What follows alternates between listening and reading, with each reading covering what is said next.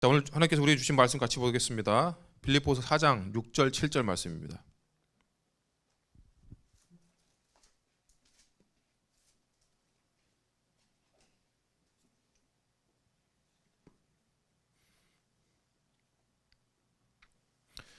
빌립보서 4장 6절 7절 말씀, 우리 찾으셨으면 자리에서 일어나서 함께 읽겠습니다.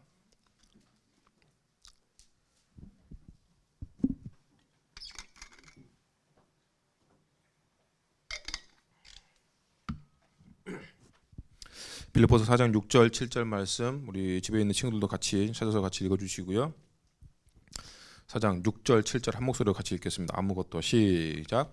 아무것도 염려하지 말고 다만 모든 일에 기도와 간구로 너희 구할 것을 감사함으로 하나님께 아뢰라. 그리하면 모든 지각에 뛰어난 하나님의 평강이 그리스도 예수 안에서 너희 마음과 생각을 지키시리라. 아멘. 앉겠습니다.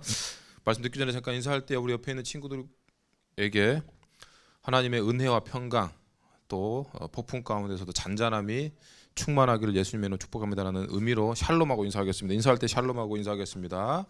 샬롬, 샬롬. 안 했지? 앞에라도 보고 한 번 더 인사할 때 우리 샬롬하고 인사하겠습니다. 샬롬 시작. 샬롬. 또 하나 할래. 자, 우리가 축복해 줬으면 좋겠어요. 오늘 말씀도 하겠지만 샬롬이라는 것은 폭풍 가운데서 잠잠할 수 있고 폭풍 가운데서 담대할 수 있는 거잖아요. 목사님이 몇 번 얘기했던 것처럼 목사님이 이제 중학교 때부터 배를 탔기 때문에 배가 보통 이제 바닷가에서 3m, 4m 정도 되면 폭풍주의보라고 하는데 가끔 그때도 이제 배를 어쩔 수 없이 탑니다. 오는 중에 갑자기 파도가 그렇게 세질 수도 있으니까. 그러면 3m, 4m면 그 배 골에 들어가면 이 파도가 6m짜리가 되는 거죠. 그러면 이제 아래에서 딱 위에다 올려보면 진짜 배가 이 파도가 덮칠 것 같아. 그런데 이제 초짜는 쫄입니다. 쉽게 말하면 그 파도를 보고 초짜는 쫄아. 죽는 거 아닌가. 그런데 베테랑은 그런 거를 너무 많이 경험했고 그래도 이 배가 그 골에서 파도가 덮치는 게 아니라 그 파도를 타고 넘을 것이라는 걸 알기 때문에 의연하다고 해야 되나? 태어난 거죠. 우리가 좀 그런 사람이 됐으면 좋겠다는 겁니다. 어떤 문제나 어떤 환경 앞에 막 두려워 제자들처럼 두려워 떠는 것이 아니라 하나님께서 나와 함께 하시기 때문에 예수님께서 나와 함께 하시기 때문에 담대할 수 있는 오늘 말씀의 제목도 걱정도 맡겨라 라는 제목으로 하나님 말씀 함께 전할 때 하나님께서 또 은혜를 베풀어 주실 줄로 믿습니다. 아멘. 먼저 사연을 잠깐 보도록 하겠습니다. 듣도록 하겠습니다. 오늘 하준이가.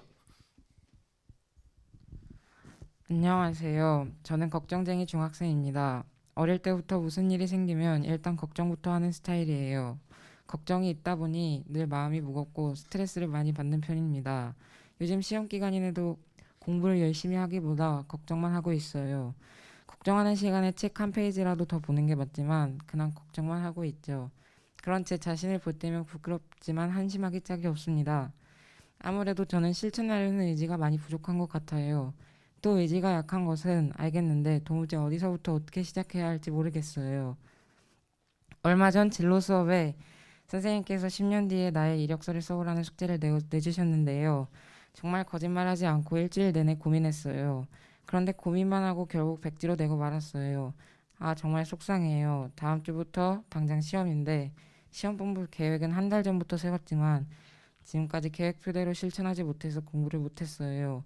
계획대로 실천하지 못하다 보니 걱정이 되어서 밤에 잠도 잘 못 잡니다. 제발 도와주세요.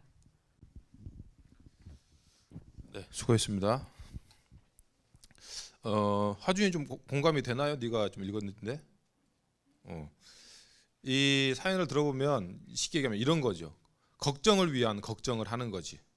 그리고 또 그 걱정이 또 걱정을 낳고 우리가 솔직히 걱정을 안 하고 이 생활을 산다는 게 그냥 일반적으로 생각해도 거의 불가능에 가깝습니다. 그러나 우리 주변에 볼 때 걱정 없이 사는 친구들이 간혹 두호야 왔어? 자, 늦게라도 오라고. 진짜 늦게라도 올 수 있는 친구는 오라는 겁니다. 목사님이 주중에 전화할 때 오라고 하는 친구들이 있어요. 근데 집에서 드리겠다고 하는 친구 중에 그런데 올 수 있는 친구는 늦게라도 오라는 거예요. 그 중에 한 명이 두호고. 뭐 다 오라고 하는 건 아닙니다, 목사님이. 오히려 목사님이 이제 옛날에 만났던 친구 중에 개인 상담을 할 때 이런 친구들이 있습니다. 걱정을 하지 않기 위해 걱정거리를 안 만들어. 그게 뭐냐? 계획을 하지 않는 겁니다. 그냥 사는 거예요. 쉽게 얘기하면 그냥 평범하게. 넌 꿈이 뭐냐라고 할 때 저요? 공부 별로 관심 없고 그냥 나중에 정 힘들면 배달하면 되지 않을까요? 뭐 짱깨 배달. 뭐 짱깨라고 했으면 죄송하지만 저도 옛날에 짱깨야 꽤 했습니다. 짜장면 배달하면 되지 않을까요? 그럼 그게 그냥 뭐 쉽게 얘기하면 걱정을 하지 않기 위해 그냥 일반적인 그냥 평범하게 살겠다는 겁니다. 그러나 우리가 무엇인가를 계획하고 실행하기 위해서는 걱정이 따릅니다. 내가 공부든 운동이든 뭐 악기든 내가 원하고자 하는 뭔가를 목표를 이루고자 하면 거기에 한계에 부딪히다 보니까 내가 과연 할 수 있는가? 이거 내가 진짜 이거 하는 게 맞는 건가? 공부도 마찬가지잖아요. 그런 고민이 들죠. 그래서 그냥 걱정 없이 사는 친구들이 때로는 부럽게 보이기도 합니다. 야, 너는 진짜 걱정 없이 사는 것 같다. 너는 세상 편한 것 같다. 그럼에도 불구하고 우리가 걱정을 한다는 것은 긍정적인 의미에서는 내가 지금 현실에 안주하지 않고 새로운 뭔가 나의 미래를 위해서 계획하고 싸우고 있다는 어떤 증거라는 겁니다. 그렇기 때문에 그런 과정 가운데 지난주에 우리 시험에 대한 중압감을 얘기했지만 시험에 대한 중압감이 드는 게 사실이고 내가 어떤 진로나 미래에 대해서 걱정과 염려가 되는 게 사실입니다. 우리 인생 가운데는 어쩌면 이론보다 부딪혀 봐야 아는 게 많습니다. 뭐 거의 대부분이라고 할 수도 있죠. 목사님이 결혼 전에 사모님을 볼 때 정말 다른 모습에 끌렸습니다. 솔직히 저는 이름이 목사님이 왜 배에 강익이냐면 어릴 때 어머님 아버님이 제가 이제 팔삭동으로 태어났거든요. 곧 죽는다고 했어요. 그래서 좀 야 너 좀 건강해지면 좋겠다. 건강할 때 강 더할 익 좀 건강해지면 좋겠다. 그런데 이름대로 좀 많이 건강해진 것 같아. 그런데 그래서 제가 사모님 만날 때 사모님은 저랑 반대거든. 나중에 혹시 저희 사모님을 만날 기회가 되면 좋겠지만 딱 봐도 제 표현이 비리비리하게 생겼습니다. 뭐 오늘 내일 한다고 해도 별 이상하지 않은 몸무게 최고 많이 나가는 게 뭐 47kg인가 46kg까지밖에 안 나갔고 막 그런 막 팔 잡으면 막 이렇게 걷죽 막 이렇게 아프다고 하는 사람. 저는 솔직히 그런 사람이 별로 마음에 들진 않았거든요. 근데 만나다 보니까 마음에 들더라고. 그래서 이제 결혼까지 하게 됐잖아. 그리고 또 특별한 특징 중에 한 가지는 목사님은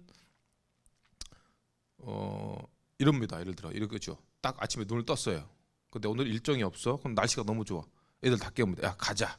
이제 뭐 캠핑 가든가 놀러 가자는 거. 아침에 그냥. 그럼 사모님도 깨워가지고 딱 깨워 가자 이런 겁니다. 그냥 계획 없이. 근데 사모님 같은 경우는 다릅니다.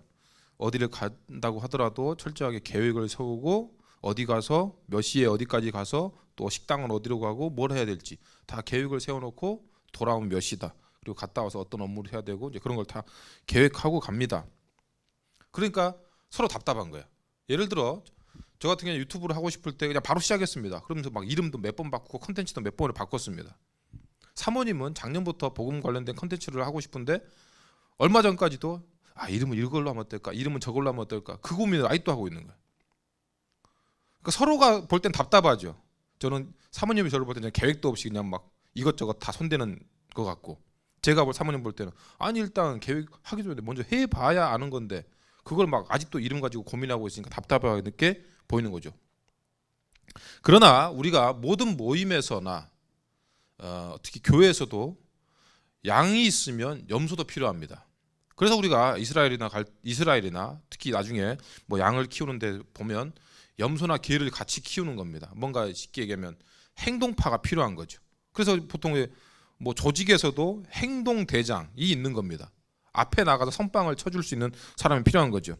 무슨 얘기냐면 양처럼 신중한 사람이 필요한가 하면 염소처럼 나아가서 싸워줄 수 있는 사람도 필요한다는 거죠. 교회도 마찬가지입니다. 우리가 기도하면서 하나님께서 나에게 원하시는 것이 무엇인가 신중하게 주님께 물어야 되는 사람이 있는가 하면 그 믿음 가운데 나아가서 행동할 사람, 요단강에 먼저 발을 담가줄 수 있는 사람이 필요한 겁니다.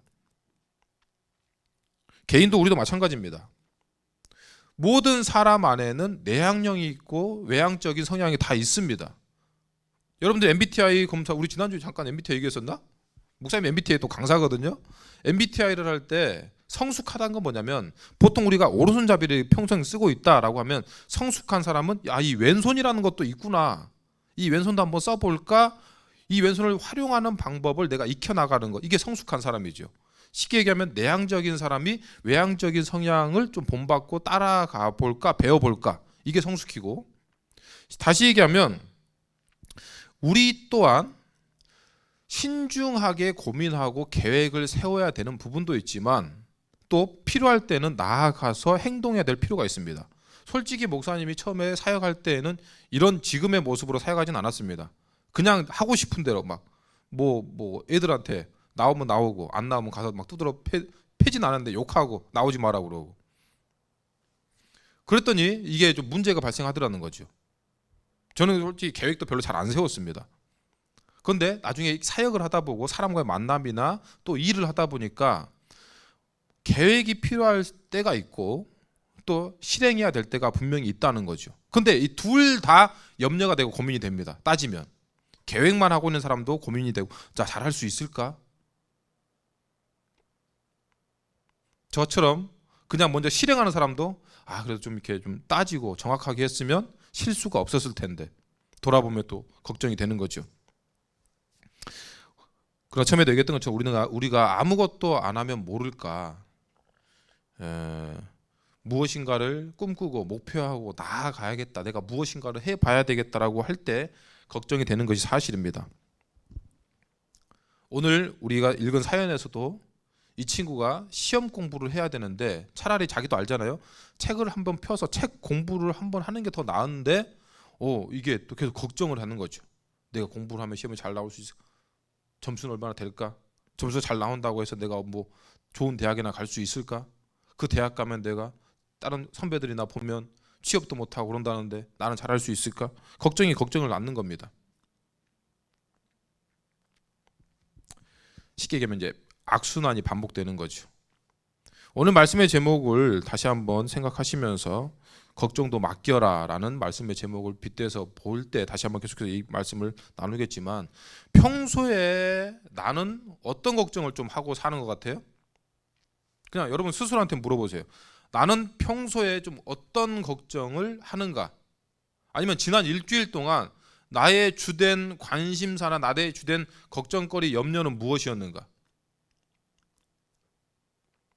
가끔 목사님이 여러분들한테 전화할 때 이런 얘기를 합니다. 너 기도 제목이 뭐냐라고 할 때 기도 제목이 없다라고 합니다. 그런데 물어보면 자기가 고민하고 걱정하는 건 있습니다. 다시 얘기하면 걱정과 염려는 하지만 기도는 하지 않는다는 거지. 결론적으로 불신앙입니다. 걱정은 하지만 기도하지 않는 것. 왜냐하면 그 걱정의 중심에 내가 있기 때문이죠. 시험이든 진로든 관계든 공부든 미래든 또는 뭐 이성 친구든 그 중심에 내가 있는 겁니다. 내가 어떻게 해보려고 하니까 걱정이 되는 거지. 내가 어떻게 하려고 하니까 가능성을 보고 이거 안 될 것 같으니까 또 걱정이 되고 염려가 되는 거죠. 게다가 특히 우리나라 한국의 어떤 특징은 뭐냐면, 내가 뭔가를 하면 잘해야 된다고 생각합니다. 공부도 하려면 잘해야지. 뭔가 너 운동 시작했다, 뭐 잘해야지.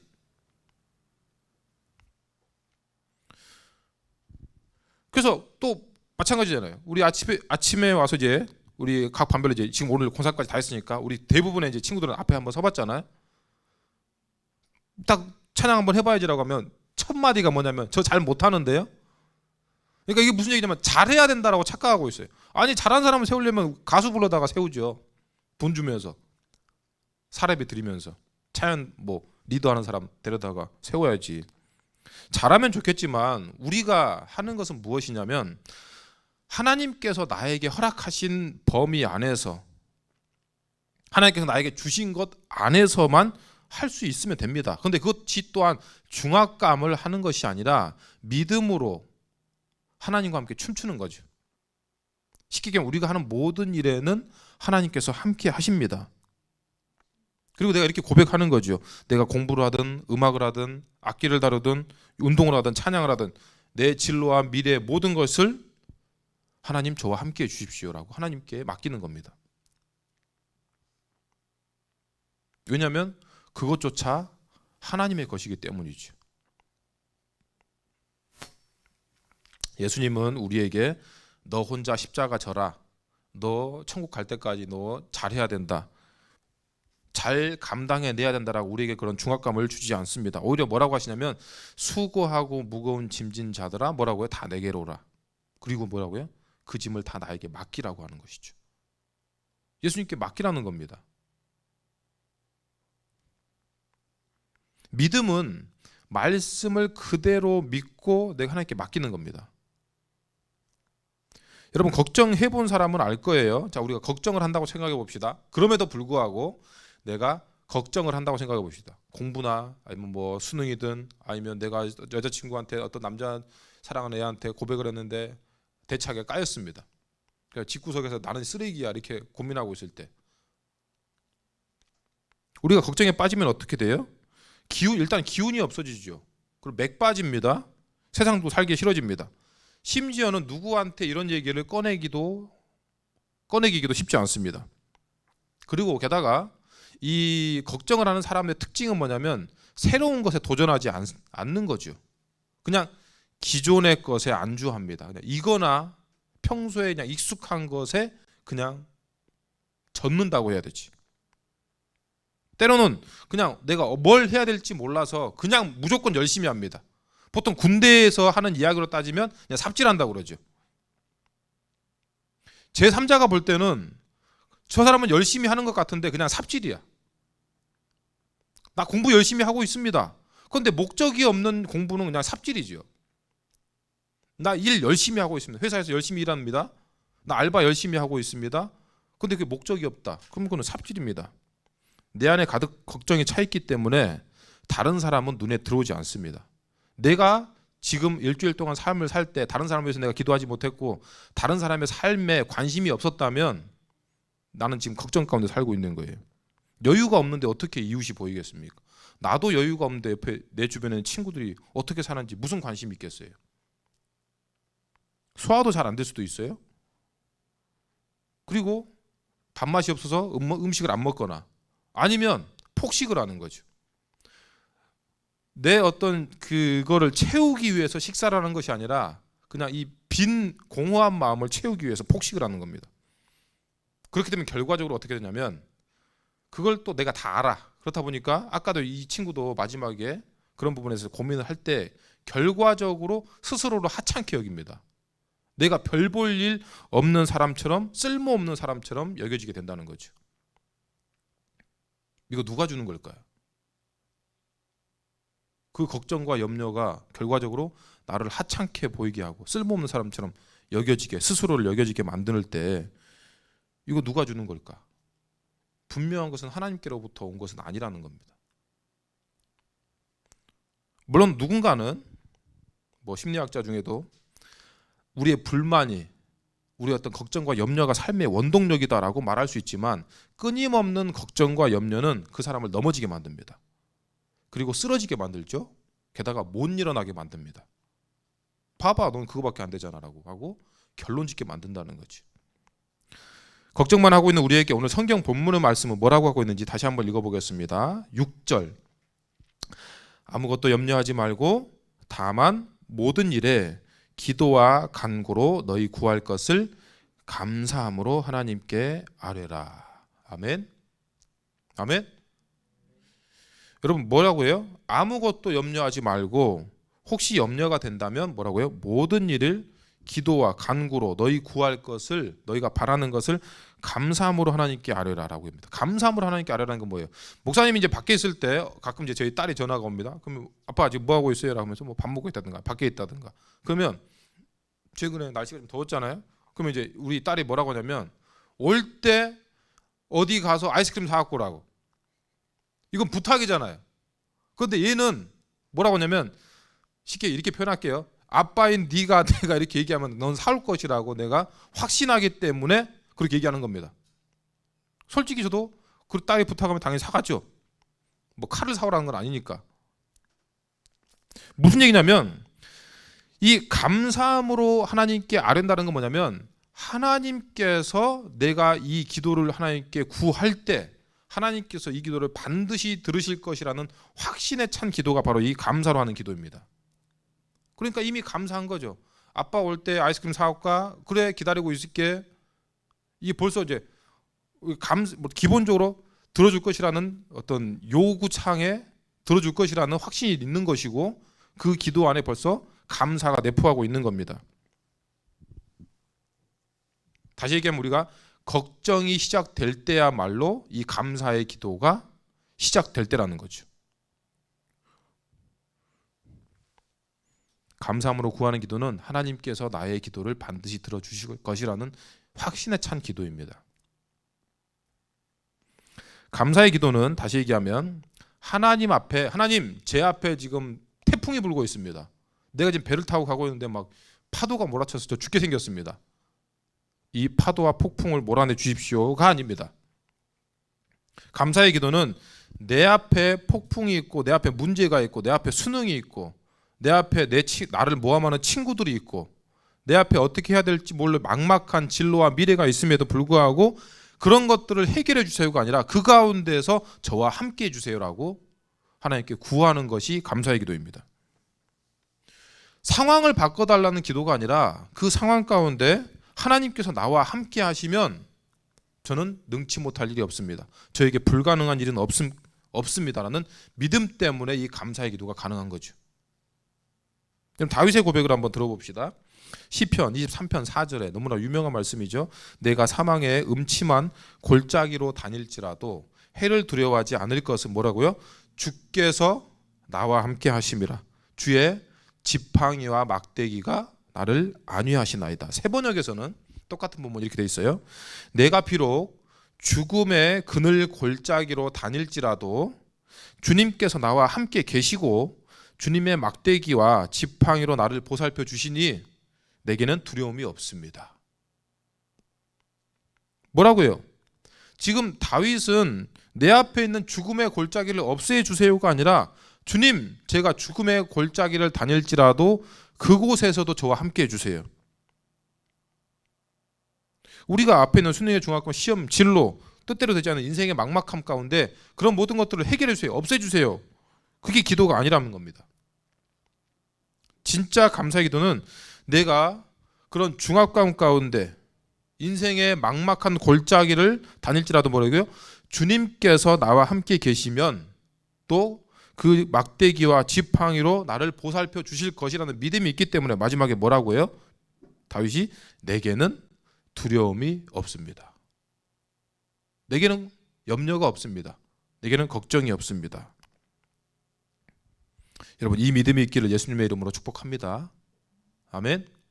목사님이 진짜 나중에 계속 뭐 얘기하는 거지만 진짜 여러분들이 목사님이 시골에 살았다는 걸 정말 감사하게 생각하거든요. 왜냐하면 아까도 배 타는 것들이나 아니면 시골에 살아서 경험하는 그런 것들이 있습니다. 뭐 바다에 빠져서 죽을 고비를 넘기는 것들, 그런 것들을 한번 경험하면 어찌 보면 인생에서 뭐 진짜 뭐 책 100권이 읽는 것보다 더 소중한 경험이라고 저는 생각하거든요.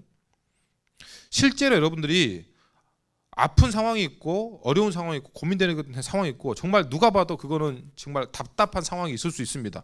그러나 그 상황을 한번 여러분들이 이겨내 보면, 하나님께서 도우심으로 인해 믿음 가운데 그 상황을 이겨내 보면 여러분들 스스로 내 인생 가운데 하나님께서 나를 이렇게 단련하시고 단단하게 만드신다는 고백이 내 입술 가운데 흘러나오는 그런 놀라운 경험을 여러분 해볼 수 있길 예수님으로 축복합니다. 어려움은 그게 나를 죽이려고 하는 것이 아니라 나를 단단하게 하고 내 인생을 쉽게 얘기하면 튼튼하게 만드는 하나님의 훈련의 과정이라는 거죠. 우리 뒤에는 하나님이 반드시 계십니다.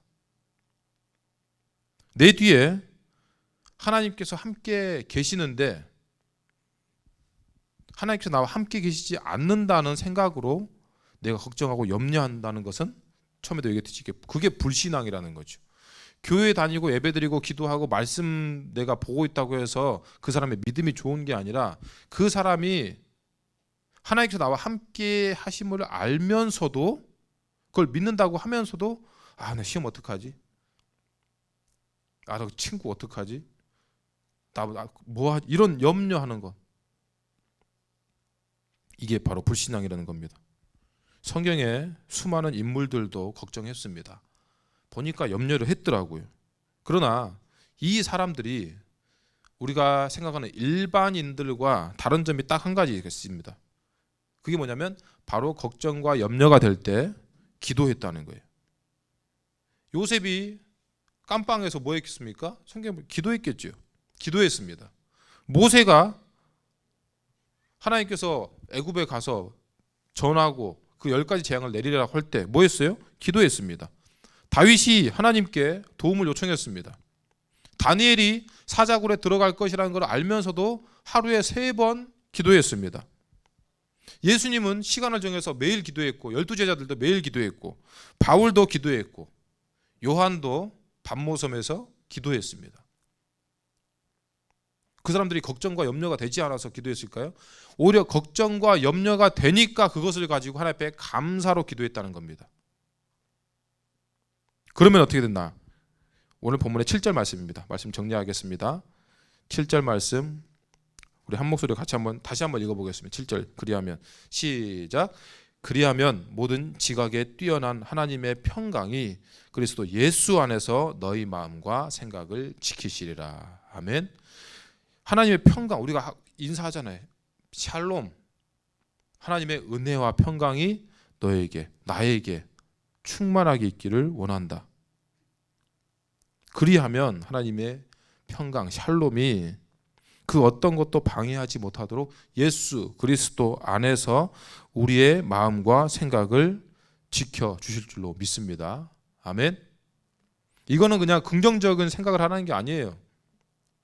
쉽게 긍정심리학 다 이거 좋은 게 좋은 거다 이게 얘기하는 게 아닙니다. 그냥 생각을 바꾸라는 것이 아니라 하나님께서 나와 함께 하심을 믿는 것이고, 무슨 얘기예요? 하나님의 평강이 그리스도 예수 안에 우리가 머무를 때 우리의 마음과 생각을 예수님께서 지켜주신다는 거죠. 우리를 지으신 분이 누구시냐? 하나님이시잖아요.